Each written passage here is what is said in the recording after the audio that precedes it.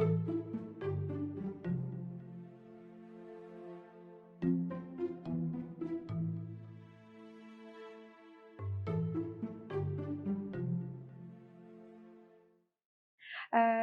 olen Jelena Nova, olen Eesti kunstnik impressionist ja hariduselt olen tootedisainer.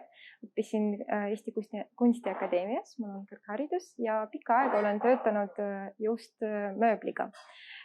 Elasin ja tegelesin sellega nii Eestis kui ka välismaal, elasin Londonis pikka aega ja siis järsku tuli see idee, millega ma ärkasin üles ja sain aru, et soovin nüüdsest malida ja joonistada.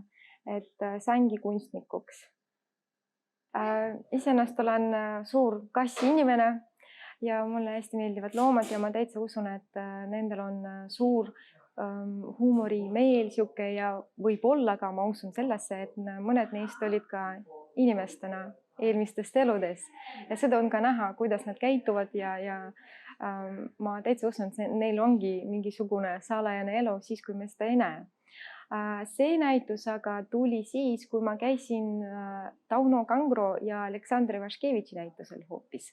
Et Tauno Kangro stuudios käis nüüd fotonäitus ja tema tööde näitus ka.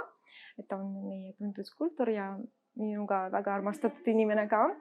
Et see mind niivõrd inspireeris, et ma ei suutnud magada. Et ma kella 2-ni öösel vaatamata sellele, et pidin tööle minema järgmine päev, lamasin ja mõtlesin sellest näitusest, et tulin idee peale, et mul on täitsa olemas see, mida ma tahaks näidata ja millest rääkida ka. Ja tuli kogu see kontsept kohe kokku ja nüüd see ongi siin. No näiteks selle näituse jaoks modellina on olnud küll minu enda oma kass. Siiami kass siin esitatud on just see. Tema nimi on Alisa. Alice imede maal järgi. Ja siis teised tegelased, ütleme nii, on minu modellid ka kas või tuttavate lemmikloomad või siis mu perekonnaliikmete omad. Ja muidugi siin on näiteks üks kajakas olemas. Nendel on kindlasti väga suur huumorimeel, neid on täitsa naljakad minu meelest ja neid ma ka maalin tihti. Ja siis kuna ma räägin mitu keelt, ma räägin 4 keelt, et mulle ka meeldib näiteks sõnadega mängida nii-öelda. Et üks töö siin, seesama, on nimega Holy Guacamole või Hole Guacamole. Et see on siuke väljend, et kui midagi juhtus, siis räägitakse nii, aga samas ma mängisin selle sõnaga holy, et see kass seal on justkui mingisugune siuke seint, kuna kassid tavaliselt ei olegi siukesed. Et mängisin niimoodi ja samas mu emakeel on vene keel ja vene keeles on ka sarnane siuke väljend olemas, et Joškin kot, et seal kass on ka olemas selles. Et mängisin sõnadega niimoodi. Ja siis näiteks mul on ka üks pesukaru siin olemas. See on täitsa elav ja eksisteeriv pesukaru nimega Brabus. Ta elab Peterburgis ja temale hästi meeldib kiikuda. Et tal on omad kiigud olemas ja ta ongi siuke. Ja pean ütlema ka, et ma tihtipeale varastan pilte ja fotod mu sõpradelt ja internetist üldiselt. Et nägin Instagramist selle pesukaru pilti ja see mulle hästi meeldis ja just tekkis see idee selle pildi kohta, et nüüd see täielik relakseerimine, chillax, nagu ma nimetasin selle, minu jaoks näebki välja nii. Tihtipeale tööformaat sõltub ka sellest, et mulle meeldis lihtsalt mingisugune raam, mida ma nägin kuskil. Ja ma ostan seda raami ja siis maalin nii-öelda raami sisse. Suuri formaate ma teen harvemini kui väiksed. Ausalt ei oska öelda miks. Aga väikesed ja võib-olla neid loomad on ennast väikesed ja seetõttu ma tahangi neid väiksena niimoodi maalida või joonistada. Ja siis enamasti ma maalin akrüülitehnikas, joonistan ka pliiatsitega ja siis akvarell mulle hästi meeldib. Ma ei ütleks, et ma olen mingisugune suur meister akvarelli suhtes, aga see mulle meeldib. See on täiesti omaette elu sihuke. Ja siis õli on ka plaanis. Veel pean õppima, kuidas kasutada seda materjali. Mulle hästi meeldib see punane sein, ma pean ausalt olema ja see on hästi julge. Tavaliselt ongi valged seinad. Minu motoks on kaua aega olnud ja siiamaani on, et color is my religion ehk värv on minu usk.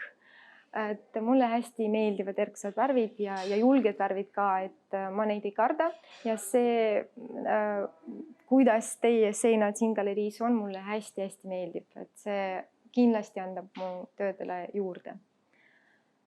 Ideed, ma tihtipeale inimestele, kui küsitakse, räägin, et mul ideid pisaks paariks eluks. Mulle hästi meeldib reisida ja siis ma võtan kaasa tavaliselt oma akvarelli värvid, et maalin siis, mind inspireerib üldiselt kõik, mis on ilus. Loodus ka, et linnapilte ma teen küll. Küll telefonkaameraga on ka alati kaasas ja siis, kui ma märkan midagi lõbusat, eriti loomadega, siis katsun kohe pildi teha, et pärast midagi maalida sellest.